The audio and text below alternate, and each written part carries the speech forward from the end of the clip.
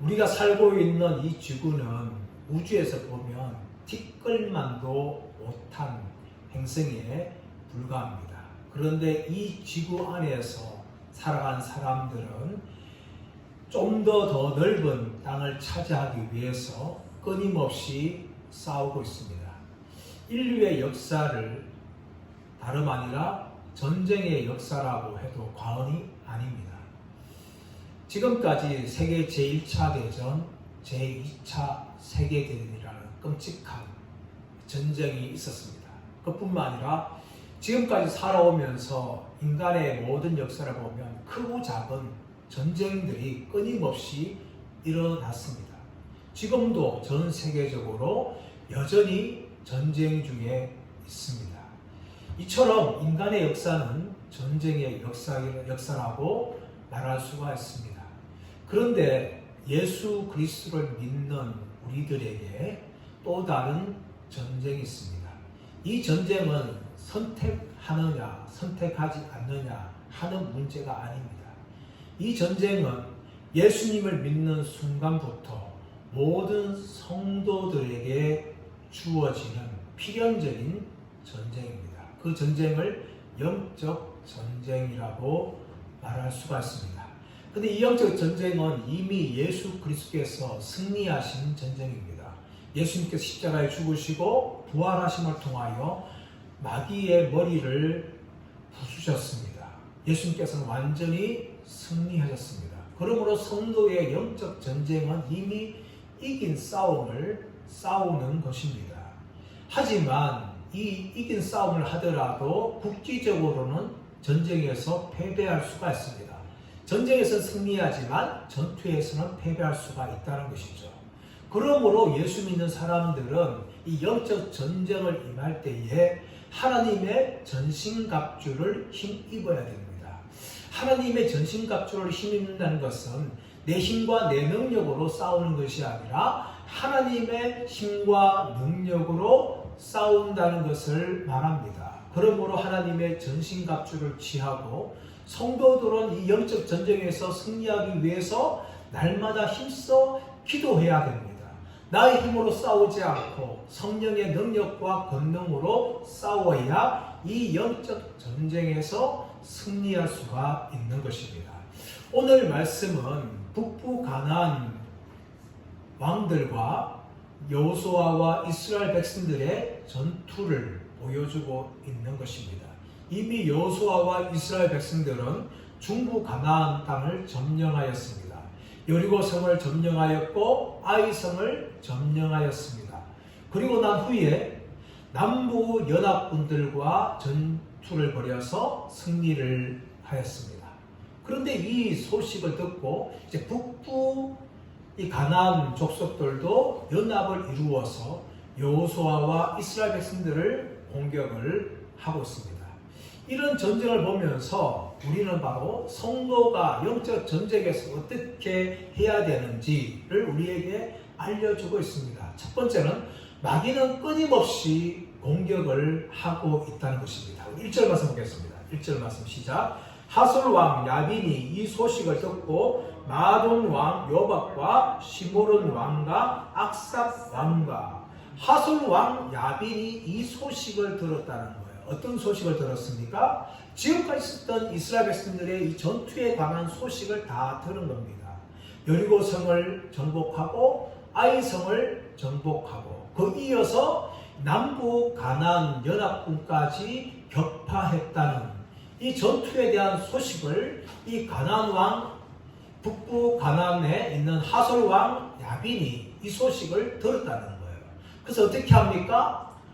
이 북부 땅에 있는 가나안 족속들에게 전가를 보내서 하나의 큰 연합군을 형성을 합니다. 그 형성을 하면서 4절 말씀 특징이 나오는데요. 자, 4절 말씀 보겠습니다. 시작. 그들이 그 모든 군대를 거느리고 나왔으니 백성이 많아 해변에 수많은 모래 같고 말과 병거도 심히 많았으며 북부 가나안 연합군에 대해서 설명한 것이 무엇인가 하면은 그 군대의 숫자가 굉장히 많아서 해변에 수많은 모래와 같다라고 이야기합니다. 그리고 그뿐만 아니라 말과 병거도 심히 많았다라고 이야기하고 있습니다. 여기에 대해서 유대 역사가였던 요세푸스는 이 군대의 규모를 설명을 합니다. 보병 30만 명과 기병 1만 명과 병거 2만 대가 있었다라고 자세하게 기록을 합니다.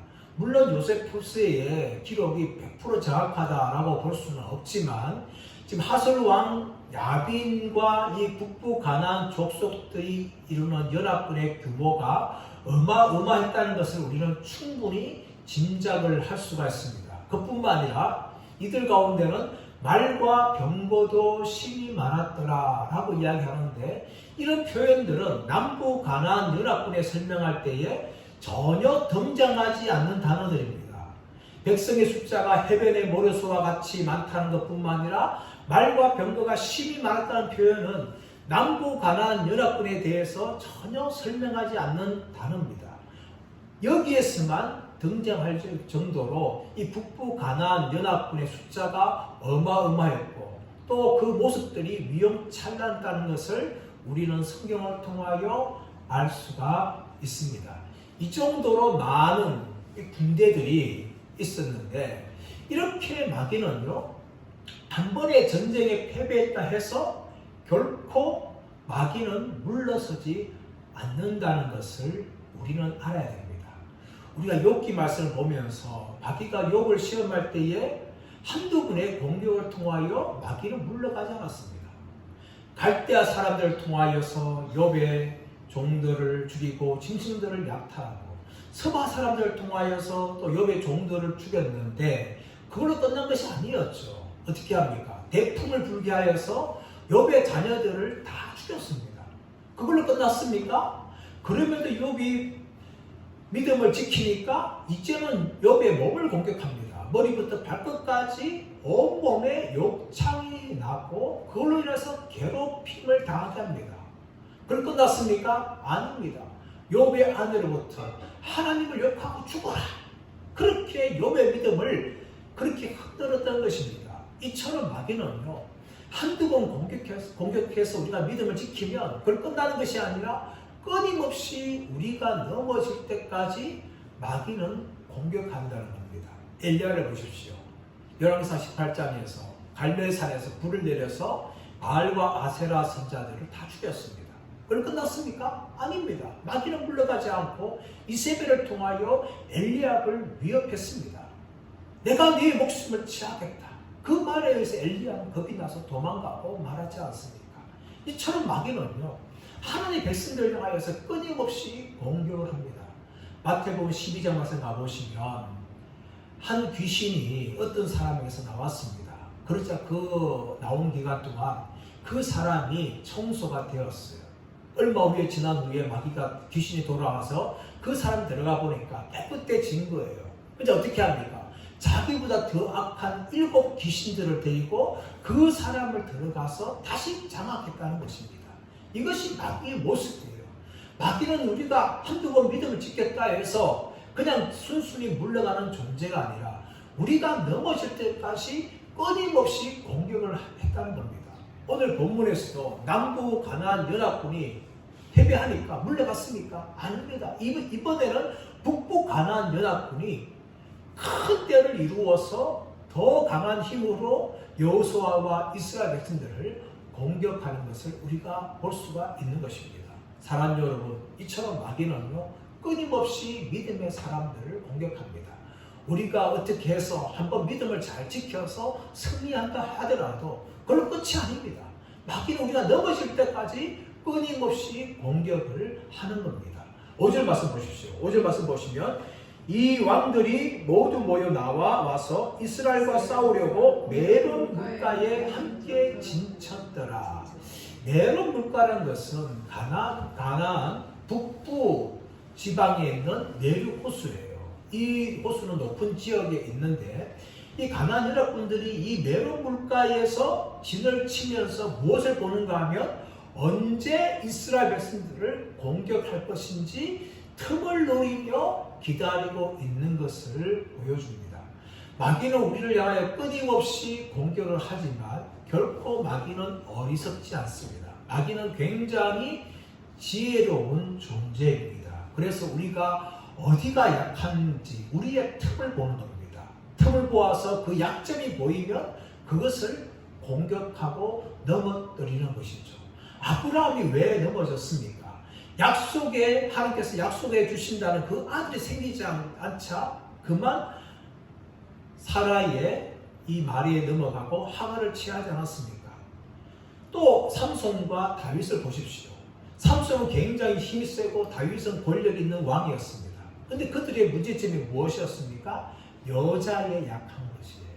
그래서 마귀는 그 여자를 통하여 삼손을 넘어뜨리고 다윗을 넘어뜨린 것입니다. 가룟유다를 보십시오. 가룟유다는 돈에 약하였습니다. 예수님을 3년 동안 따라다니고 말씀을 들었고 기적을 보았지만 그는 결국 돈 때문에 예수님을 은 30에 넘기고 만 그런 불의한 제자가 되었습니다.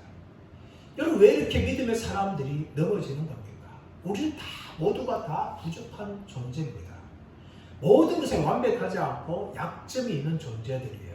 근데 마귀는요 아주 지혜로워서 우리의 약점을 보고 틈을 타서 우리를 공격하기 때문에 우리가 종종 넘어지게 되는 것입니다. 그러므로 우리는 무엇을 구해야 되는가 하면 하나님의 지혜를 구해야 돼요. 마귀가 힘을 다해서 공격하고 또 지혜를 가지고 우리를 향해 공격할 때에 우리는 영적인 지혜가 있어야 돼요. 예수님께서 70인을 파송하면서 너희는 뱀같이 지혜롭고 비둘같이 순결하라 라고 말씀합니다. 무엇이 필요합니까? 뱀같은 지혜가 필요해요. 뱀은 창세기 말씀 보시면 들짐승 중에 가장 지혜롭더라. 이 뱀같은 지혜가 필요한데 이런 뱀같은 지혜가 필요하면 어떤 존재가 되는가 하면 마귀에 넘어갈 수밖에 없는 겁니다. 마귀는 뱀같은 지혜를 가지고 있습니다. 하지만 예수님께서는 뱀같이 지혜롭고 비둘기같이 순결하라 라고 말씀합니다. 그러므로 우리가 가진 지혜는요 단지 뱀같은 지혜만 아니라 비둘기처럼 순결한 지혜가 필요하다는 겁니다. 그럴 때에 우리는 악한 마귀의 공격을 분별하고 그 마귀의 공격과 대적해서 싸울 수가 있고 때로는 피해 나갈 수가 있는 것입니다. 그러므로 우리는 무엇을 구해야 되는가 하면 하나님의 지혜를 구해야 됩니다. 하나님의 능력을 구해야 돼요. 내 힘과 내 힘으로 싸우는 것이 아니라 하나님이 주신 지혜와 능력으로 싸움을 통하여 마귀와의 영적 전쟁에서 승리하시는 저와 여러분 되시기를 예수님의 이름으로 축원합니다. 두 번째 이 영적 전쟁에 승리하기 위해서는 우리는 하나님을 전적으로 힘입어야 됩니다. 6절 말씀 드렸습니다. 6절 말씀 시작. 여호와께서 여호수아에게 이르시되 그들로 말미암아 두려워하지 말라. 내일 이맘때에 내가 그들을 이스라엘 앞에 넘겨주어 몰살시키리니 너는 그들의 말 뒷발에 힘줄을 끊고 그들의 병거를 불사르라 하시니라. 하나님께서 여호수아에게 다시 한번 격려합니다. 여호수아야 너는 두려워하지 마라. 그들로 말미암아 두려워하지 말라. 이 눈에 이렇게 많은 숫자가 보이지만 그들로 인하여서 너는 결코 두려워하지 말라. 그 이유가 무엇입니까? 6절 하반절 말씀 보시면 내일 이맘때에 내가 그들을 이스라엘 앞에 넘겨주어 몰살시키겠다.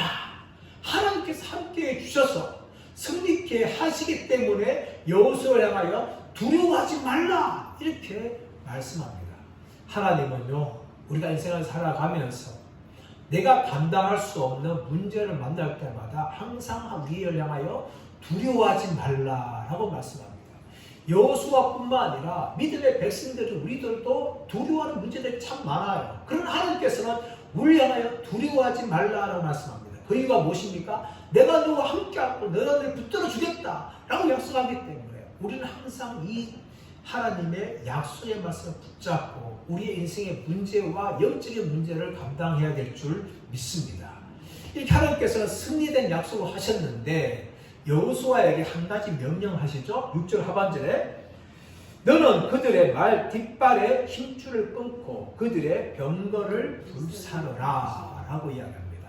여러분 전쟁에서 승리하면 이 북부 가나안이 가지고 있는 말과 병거를 전리품으로 충분히 가질 수가 있습니다. 하나님께서는요, 이렇게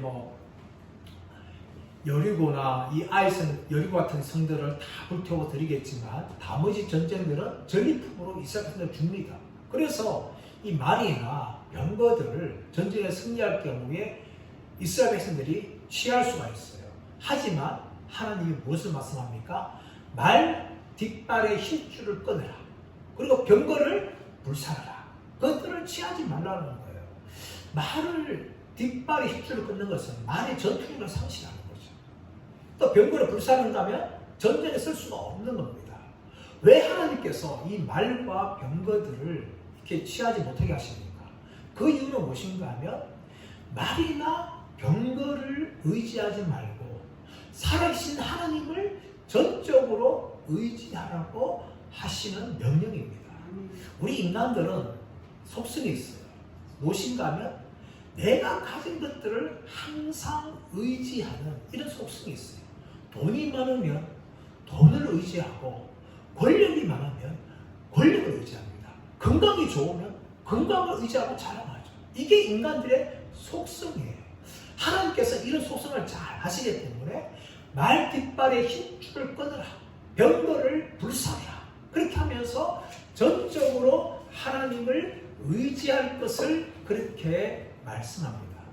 이것에 잘 순종했던 사람이 누굽니까? 바로 다윗입니다.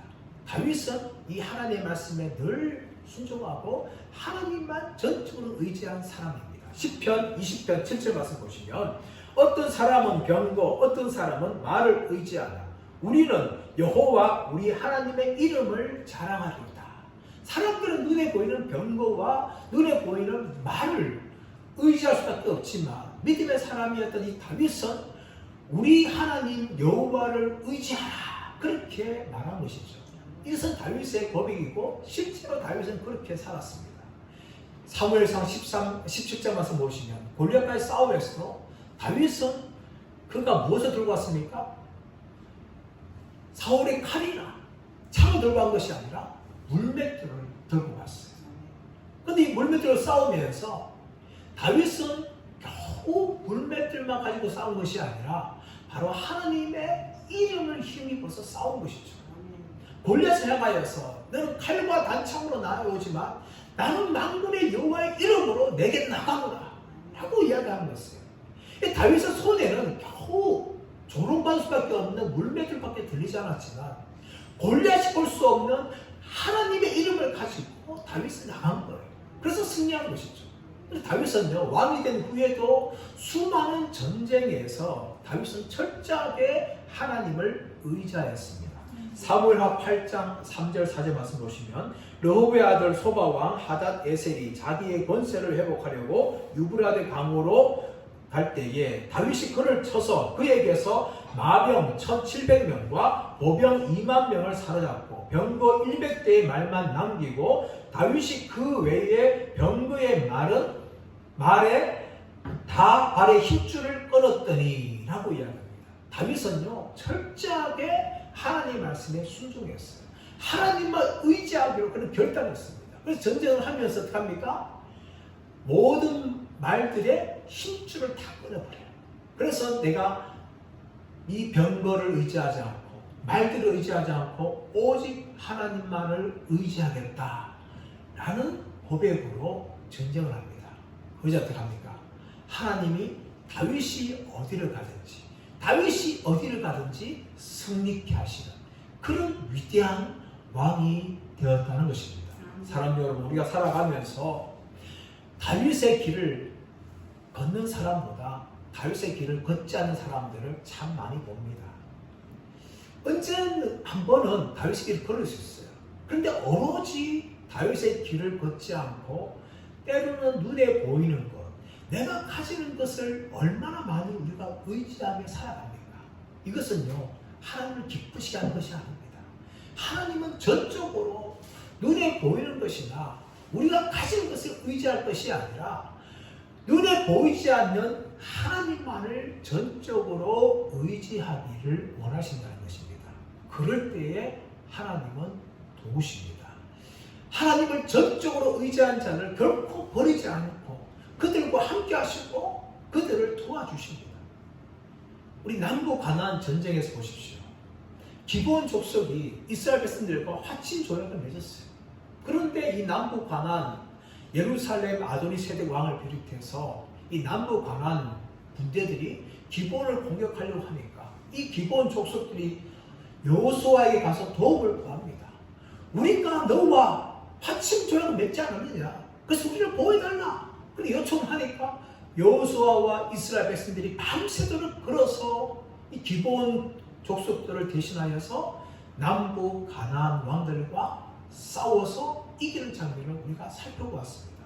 왜 여호수아와 이스라엘 백성들이 기브온을 도왔습니까? 그 이유는 바로 그들과 화친 조약을 맺었기 때문입니다. 그래서 대신하여서 싸워서 보호한 것이죠. 여러분, 우리 하나님과 우리 관계 어떤 관계입니까?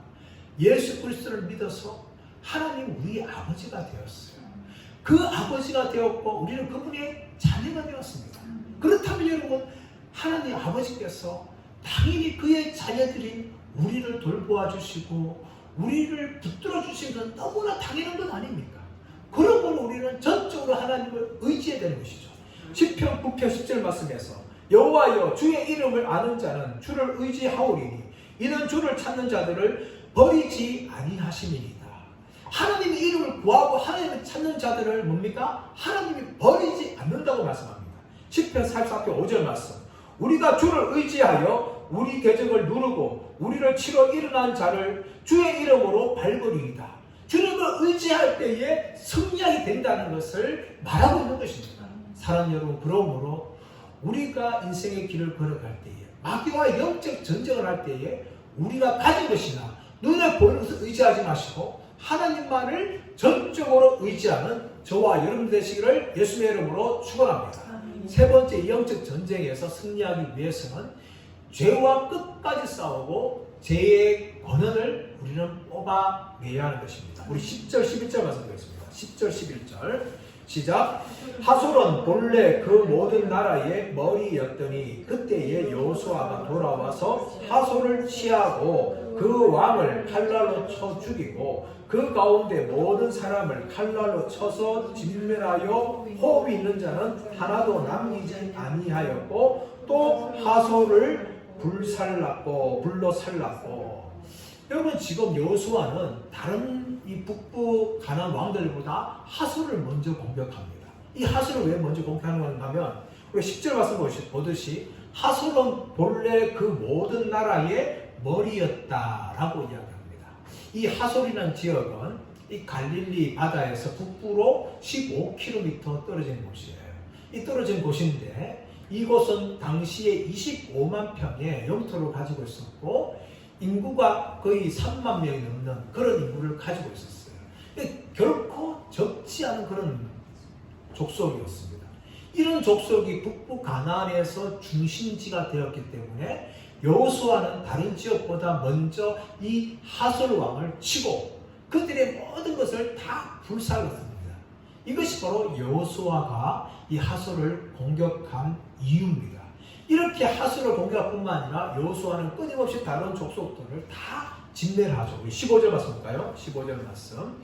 여호와께서 그의 종 모세에게 명령하신 것을 모세는 여호수아에게 명령하였고 여호수아는 그대로 행하여 여호와께서 모세에게 명하신 모든 것을 하나도 행하지 아니함이 없었더라 라고 이야기합니다.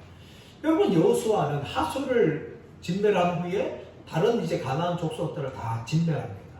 그런데 이것이 무엇인가 하면은 하나님께서 모세에게 말씀하신 것이고 또 모세는 여호수아에게 말씀하신 것인데 여호수아는 모세가 말한 모든 것에 다 순종하였다. 성경을 이야기합니다.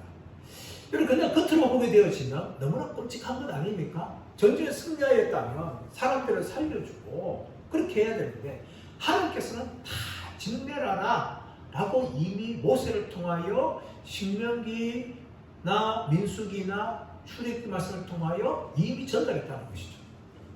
그렇다면 이 사랑의 하나님께서 왜 이토록 가나안 족속들을 진멸하라, 다 쳐죽이라 이렇게 말씀했을까요? 우리는 사실 어쩌면 하나님이 사랑하는 어떻게 잔인할 수 있을까? 그렇게 오해할 수가 있습니다.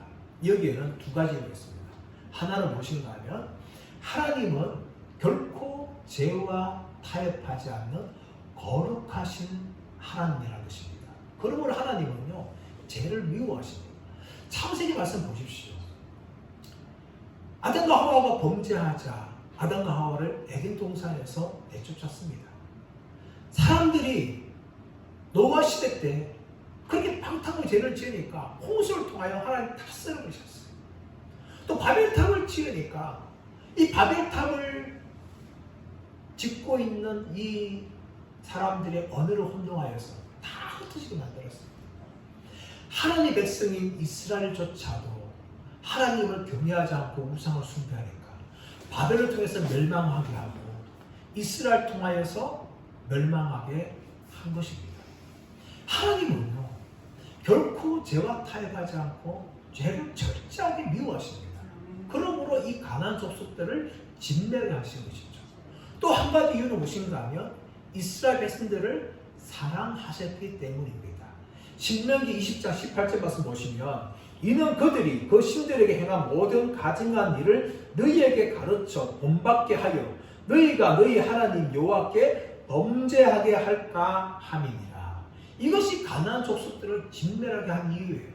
그들을 남겨두시면 가나안 족속들이 그들의 죄와 동화하여서 하나님께 범죄하고 그러나 하나님의 심판을 받을 수 없게 되기 때문에 하나님께서는 가나안 족속들을 진멸하라 라고 하나님께서 말씀하신 것입니다. 이것이 하나님께서 여호수아와 이스라엘 백성을 통하여 가나안 땅 족속들을 진멸하게 하신 이유입니다. 이처럼 우리 하나님의 백성들은요, 하나님처럼 죄를 미워해야 되며 죄와 끊임없이 싸워야 하는 겁니다. 우리가 천국 갈 때까지 이 싸움은 끝이 없을 거예요. 근데 여러분, 죄와의 싸움은 결코 타협해서는 안 됩니다. 타협하는 순간 우리는 죄에 물들게 되어지고 하나님의 심판의 대상이 될 수가 있는 것입니다. 하나님은 이스라엘 백성들조차도 죄 가운데 있을 때 그들을 심판하였습니다. 마찬가지로 하나님의 자녀인 우리들이 죄 가운데 살아가고 죄를 물들 때에 하나님은 우리를 심판하시는 분이십니다. 그러므로 우리는요, 죄와 싸우되 큰 죄와도 싸워야 되고 작은 죄와도 싸워야 됩니다. 북부 가나안 땅의 가장 큰 족속들은 하솔이었어요. 하솔이 가장 큰 머리였습니다. 근데 여호수아는 이 하솔 왕만 진멸한 것이 아니라 그와 연합한 나머지 작은 이 부족과 같은 이 가나안 족속들을 모두 다 진멸한 것입니다. 죄와 싸우되 우리는 이렇게 싸워야 돼요. 우리 인생을 완전히 망하게 하는 큰 죄와도 싸워야 되지만 우리를 조금 갉아먹는 작은 죄와도 싸워야 되는 거예요. 포도원에 들어왔는 큰 여우뿐만 아니라 작은 여우도 잡아야 되는 거예요. 여우라면 모두가 다 포도원을 망치듯이 죄도, 큰 죄도 우리를 망치고 작은 죄도 망칩니다. 그러므로 큰 죄만 아니라 작은 죄도 끊임없이 싸워야 되는 거예요. 이것이 우리가 평생을 감당해야 될 영적인 전쟁이라는 것입니다. 죄는 뭐와 같은가 하면 독사와 같습니다. 독사는 어미 독사가 있고 새끼 독사가 있어요. 하지만 독사라면 어미 새끼든 새끼 독사는 모두가 다 독을 가지고 있어요. 그렇기 때문에 어미 독사에 물려져 죽고 작은 새끼 독사에 물려져 죽습니다. 새끼 독사를 우습게 생각하고 살려주면요, 언젠가 그 새끼 독사가 우리를 물어버립니다. 그러면 죽는 거죠. 땅굴을 보십시오. 땅굴이 이 뱀들을 먹이를 주는 거, 뱀을 키우는 게 땅굴 아닙니까? 종종 듣는 소식은 무엇인가 하면 땅굴이 뱀에 물려 죽었다. 이런 소식을 때부터 많이 들었어요. 땅굴은 자신이 뱀을 키우기 때문에 뱀은 나를 물지 않을 것이다 라고 생각했을지 몰라도 뱀의 본성은 그렇지 않습니다. 뱀의 본성은 무는 거예요. 자신에게 밥을 주는 주인에 상관없이 무는 거예요. 독사도 마찬가지입니다. 독사도 물어요. 문제가 뭔가 하면 치명적인 독을 갖고 있기 때문에 그 독사에 물리면 사람은 죽고 마는 것이죠. 죄는 바로 그와 같습니다. 그렇기 때문에 우리는 큰 죄와도 싸워야 되고 작은 죄와도 끊임없이 싸워 나가야 됩니다. 죄는 바로 원수입니다. 예수 그리스도를 십자가에 죽게 한 원수입니다. 영적인 원수이기 때문에 우리는 결코 죄를 사랑하지 않고 죄를 갚아야 하지 않고 죄와 싸우며 끊임없이 쳐 죽이는 그런 영적인 전쟁을 우리가 감당해야 될 줄 믿습니다. 제 말씀의 결론 맺습니다. 성도의 믿음의 길은 영적 전쟁의 길입니다. 성도는 예수를 믿음을 말미암아 거룩한 무리가 되었어요. 하나님의 자녀가 되었고 하나님의 백성이 되었고 성도라 부름받는 존재가 되었습니다. 하지만 그것을 끝나는 것이 아니라 이 성도의 길은 끊임없이 죄와 끊임없이 전쟁하며 싸워야 되는 그런 영적인 길을 우리는 걸어가야 됩니다. 이 영적 전쟁은 평생을 해야 하는 것입니다. 저와 여러분 이 길을 걸어갈 때에 악한 마귀가 끊임없이 우리를 공격하고 있다는 것을 잊지 마시길 바랍니다. 껴있으면서 영적인 지혜를 가지고 마귀를 대적하는 우리가 되기를 축복합니다. 또 내 힘과 내 능력을 쌓는 것이 아니라 하나님의 전신갑주를 힘입고 하나님의 능력을 가지고 악한 마귀와 싸우기를 축복합니다. 더 나아가서는 악한 마귀가 우리를 넘어뜨려 갈 때에 죄를 분별하며 그 죄와 끊임없이 싸움을 통하여서 이 영적 전쟁에서 승리하시는 저와 여러분 모두가 되시기를 예수의 이름으로 축원합니다.